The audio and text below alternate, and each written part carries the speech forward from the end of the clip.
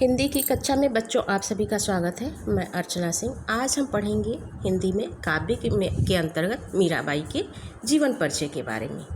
तो मीरा जोधपुर के संस्थापक राव जोधा जी की प्रपौत्री, जोधपुर नरेश राजा रत्न सिंह की पुत्री और भगवान कृष्ण के प्रेम में दीवानी मीराबाई का जन्म राजस्थान के चौकड़ी नामक गांव में 1498 ईस्वी में हुआ था।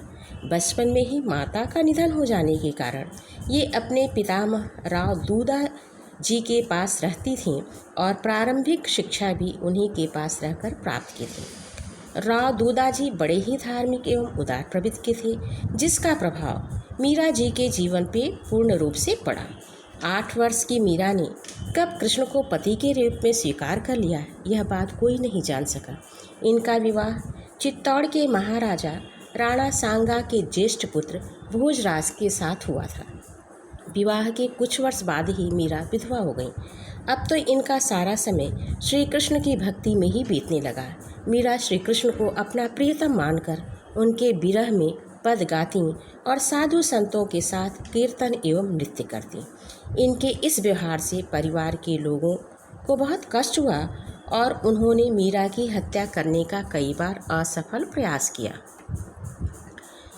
अंत में राणा के व्यवहार से दुखी होकर के मीरा वृंदावन चली गई। मीरा की कीर्ति से प्रभावित होकर के राणा ने अपनी भूल पे पश्चाताप किया और इन्हें वापस बुलाने के लिए कई संदेश भेजे, परंतु मीरा हमेशा के लिए सांसारिक बंधनों को छोड़ चुकी थी।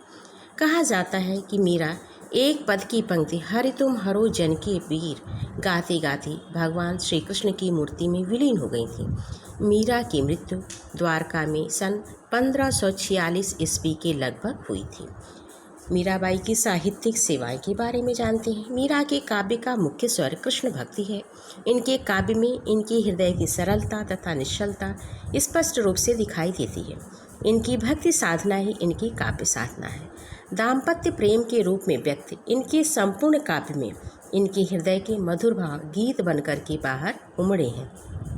विरह की स्थिति में इनके वेदनापूर्ण गीत अत्यंत हृदय स्पर्शी बन पड़े हैं। भाव विभोर होकर के गाए गए तथा प्रेम एवं भक्ति से ओतप्रोत इनके गीत आज भी तन्मय होकर के गाए जाते हैं। कृष्ण के प्रति प्रेम भाव की व्यंजना ही इनकी कविता का उद्देश्य रहा है। अब मीराबाई की रचनाएं। मीरा की रचनाओं में इनके हृदय की विह्वलता देखने को मिलती है। इनकी रचनाओं में मुख्य रूप से नरसिंह जी का मायरा, राग गोविंद, गीत गोविंद की टीका, राग सोठा, मीराबाई की मलार, गर्भागृत, राग बिहाग तथा फुटकर पद है। भाषा शैली। मीरा ने ब्रज भाषा को अपना करके अपने गीतों की रचना की। इनके प्रयुक्त भाषा में राजस्थानी, गुजराती, पंजाबी भाषा की स्पष्ट छाप दिखाई देती है। इनके सभी पद गेय हैं। इन्होंने गीत काव्य की भावपूर्ण शैली अथवा मुक्तक शैली को अपनाया है। इनके काव्यों में हृदय की तन्मयता, लयात्मकता और संगीतात्मकता स्पष्ट रूप से देखने को मिलती है। यह मीराबाई का जीवन परिचय पूर्ण